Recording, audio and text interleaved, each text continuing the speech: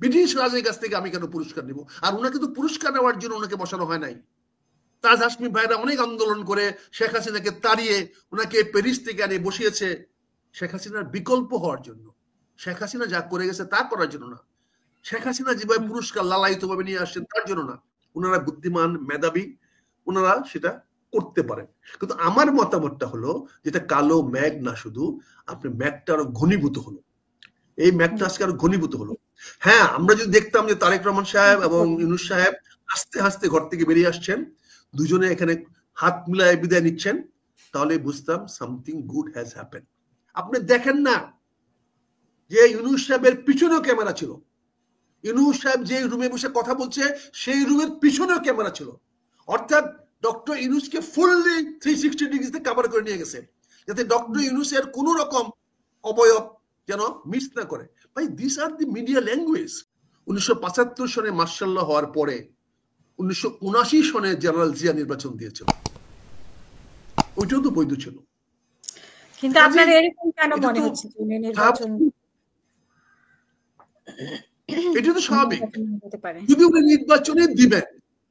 নির্বাচনে দিবেন, আমি তো পরশুদিনও আপনাকে বলেছি এটা একটা ধাপ্পাবাজি দেওয়ার জন্য। আমি তো নির্বাচন আগে 2 দিন আগে আপনাকে বলেছি যে ধাপ্পাবাজির জন্য উনি গিয়েছেন। উনি দেখেন কত বড় অপমানজনক। উনি রাজার সঙ্গে দেখা করতে গেছেন, রাজা ওনাকে 1 কাপ চা খাওয়ায় নাই, এটা চেয়ারে বসতে দেন নাই। রাজা ওনাকে একটা পুরস্কারটা রাজা হাতে তুলে দেন নাই। রাজার সঙ্গে দাঁড়াইয়া করিডোরে উনি হাত মিলাইছেন।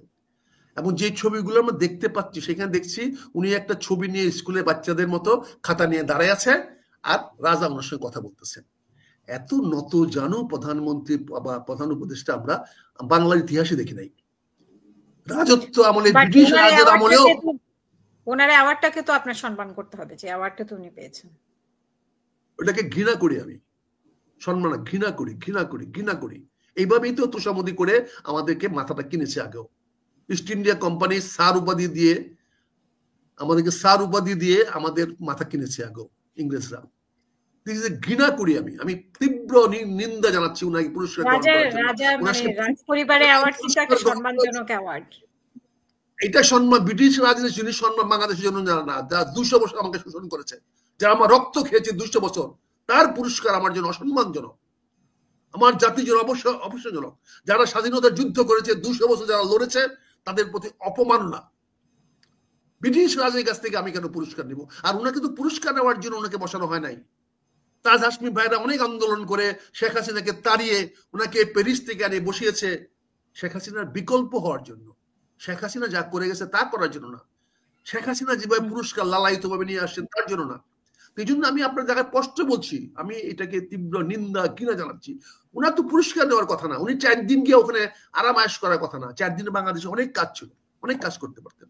আমি ধন্যবাদ জানাই। উনি তো দুর্নীতির ব্যাপারে, দুর্নীতির টাকাগুলো ফেরত নেওয়ার জন্য উনি করার চেষ্টা দুর্নীতির টাকা চেষ্টা করলে কি ওই লেভেল হয়? এর জন্য তো দুর্নীতি, আপনাকে কোম্পানি নিয়োগ করতে হবে, আপনাকে ব্যারিস্টার নিয়োগ করতে হবে, আপনাকে কোম্পানিকে নিয়োগ করতে হবে। এটা তো উনি তো গিয়ে টাকা কি উনি গিয়ে চাইলে দিয়ে দিবে? স্টার মার্কেটে ক্ষমতা আছে টাকা পাঠিয়ে দিতে, ওদের কোর্টকে দিয়ে দিবে। কোর্ট সিজ করেছে, it doesn't mean the money বাংলাদেশে পাঠিয়ে দিবে। সেটা তারা কনসিডার করে তারা খাবে, বাংলাদেশে দিবে নাকি? এখন সেটা নিয়ে তো স্টার মার্কেটের সঙ্গে দেখাই করতে পারলেন না, টাকাটা আনবেন কেমনে? কাজে এইগুলো তো এই ছেলে ভোলানো ঘুম পাড়ানোর কথা বলে তো আমাদের কোনো লাভ নাই।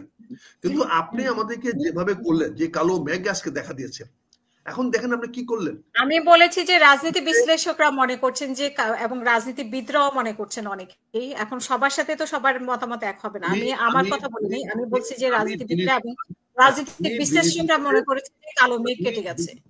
আমি বিনীতভাবে বিনয়ের সঙ্গে ওই সকল বিজ্ঞ রাজনীতিবিদদের সঙ্গে অত্যন্ত বিনয়ের সঙ্গে দীপন করছি। আমার এত জ্ঞান বুদ্ধি মেধা নাই, এত রাজনীতির প্রাজ্ঞতা নাই, তাই আমি অনেক কিছু বুঝি না।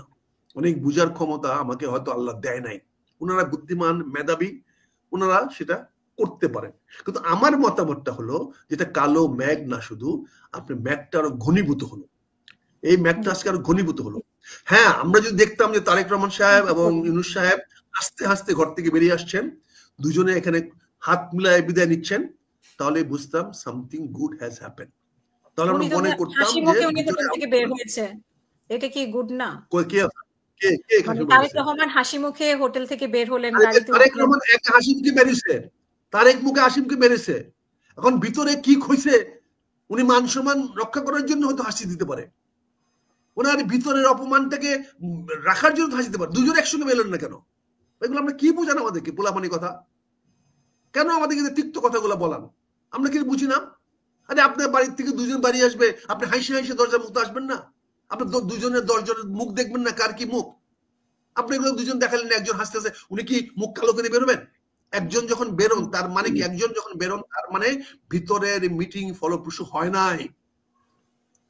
যখন একজন বেরোন, একজনকে দেখানো হয়, টার্গেট ছিল তারেক রহমান, সারা এই প্রেসের, সারা মিডিয়ার এবং ইউনূস সরকার সমস্ত মিডিয়াকে সেভাবে তৈরি করে নিয়েছে।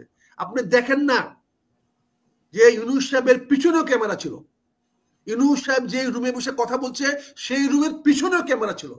অর্থাৎ ডক্টর ইউনূসকে ফুললি 360 ডিগ্রিতে কভার করে নিয়ে গেছে, যাতে ডক্টর ইউনূসের কোন রকম অবয়ব যেন মিস না করে। ভাই, this are the media language, আপনি এগুলো তো বুঝতে হবে, এগুলো না বুঝে কথা বলতে হবে না।